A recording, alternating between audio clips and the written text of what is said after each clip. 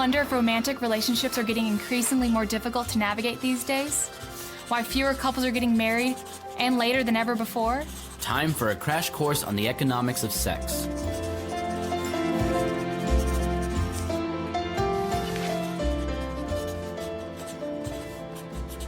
Let's think about sex as an exchange, where each person gives the other person something of themselves. It might appear at face value that they are giving the same thing, intimate access to each other's bodies, but there's more going on here than meets the eye. Men and women both enjoy sex. We all know that. But what's interesting is how the data tells us that men and women experience sex differently. On average, men have a higher sex drive than women. T-minus 15 seconds. Guidance is internal. 12. Blame it on testosterone, call it whatever you want. But on average, men initiate sex more than women. They're more sexually permissive than women, and they connect sex to romance less often than women. Nobody's saying this is the way it ought to be. It's just the way it is. Women, on the other hand, are likely to have sex for reasons beyond just simple pleasure. Her motivations for sex often include expressing and receiving love, strengthening commitment, affirming desirability, and relationship security.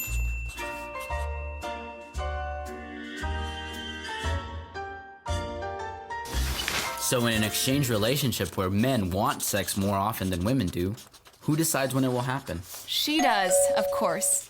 Sex is her resource. Sex and consensual relationships will happen when women want it to. So how do women decide to begin a sexual relationship? Pricing. Women have something of value that men want. Badly. Something men are actually willing to sacrifice for. So how much does sex cost for men? It might cost them nothing but a few drinks and compliments.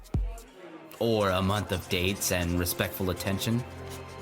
Or all the way up to a lifetime promise to share all of his affections, wealth, and earnings with her exclusively.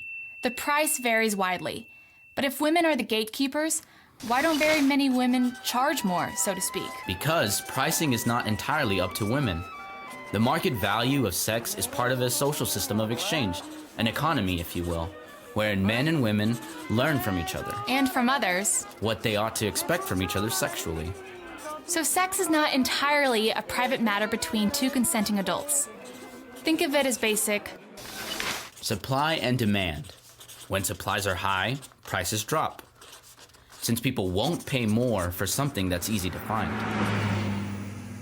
But if it's hard to find, people will pay a premium.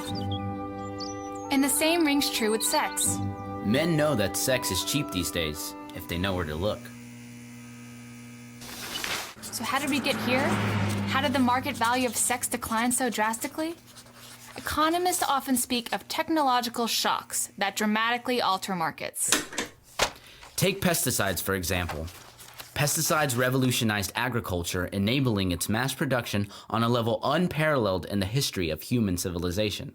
Lawns became greener, produce became better, and widely available with a marvelous variety. We eat like kings now, and the market has changed forever.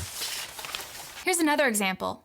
Artificial hormonal contraception, or the pill, allowed men and women to have sex while avoiding pregnancy.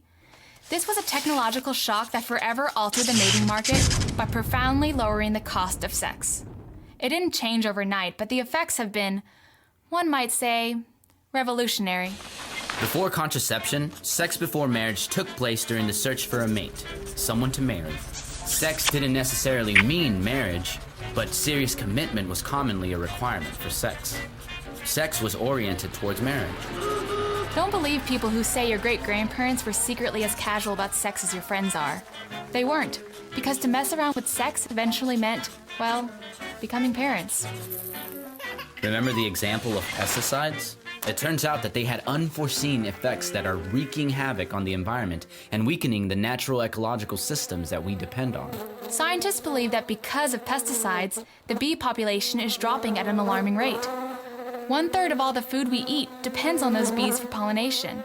And that's just one example. It is now feared that the overuse of pesticides is throwing ecology as we know it into disarray. While the original purpose of the pill was to prevent pregnancy, the data reveals an unanticipated side effect. The pill threw the mating market into disarray. Having sex and thinking about marriage have now become two quite different things. We now have a split mating market. One corner where people are largely interested in sex, And one corner where people are largely pursuing marriage. and there are more men looking for sex than women. And more women looking to marry than men. The language of online dating reinforces the reality of this split mating market. Men are more apt to write that they are looking for fun, while women tend to signal very different things, saying things like, Only serious inquiries, please. or, Not into games. So this split mating market poses a particular problem for women. They certainly call the shots when it comes to short-term sexual relationships because men outnumber them. This enables women to be more selective in the short term. But the reverse is true when they decide they want to settle down. We often hear about men's lack of commitment, but the blunt reality is an economic one. Women vastly outnumber men in the marriage market, which means men can be picky and can insist on extensive sexual experience before committing. Men are in a position to maximize their rewards while investing fewer resources. Why do men do this? because they can. Here's the thing. In the past, it really wasn't the patriarchy that policed women's relational interests. It was women. But this agreement, this unspoken pact to set a high market value of sex, has all but vanished. But in a brave new world where having sex no longer means babies and marriage has become optional, the solidarity women once felt towards each other in the mating market has dissolved. Women no longer have each other's backs. On the contrary, they're now each other's competition. And when women compete for men, they tend to do so by appealing to what men want. Here's where women are wrong about men. Men are not actually afraid of commitment at all. While women are the gatekeepers when it comes to sex. The deal is that men are in the driver's seat in the marriage market. They can navigate it exactly how they want to.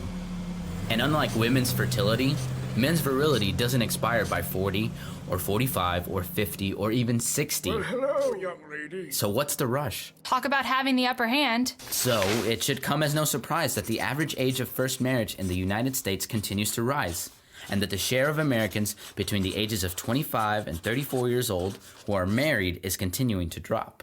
While there are certainly factors that contribute to each of those trends, the gender imbalance in a split mating market is a big one. Talk about a profound irony. By nearly every measure, young men are failing to adapt to contemporary life. When attractive women will still go to bed with you, life for young men, even those who are floundering, just ain't so bad. In reality, men tend to behave as well or as poorly as the women in their lives permit. Economists say that collusion, women working together, would be the most rational way to elevate the market value of sex. But there is little evidence of this happening among women today. At least, not yet. If women were squarely in charge of how their relationships transpired and demanded a higher market price for the exchange of sex, so to speak, we'd be seeing, on average, more impressive wooing efforts, Greater male investment, longer relationships, fewer premarital partners, shorter cohabitations. and more marrying going on. For a woman to know what she wants in a relationship and to signal it clearly, especially if it's different than what most men want, this is her power in the economy. But none of these things seem to be occurring. Not now, at least. Today, the economics of contemporary sexual relationships clearly favor men and what they want, even while what they are offering in the exchange has diminished. And it's all thanks to Supply, demand and the long reach of a remarkable little pill. Brought to you by the Austin Institute for the Study of Family and Culture.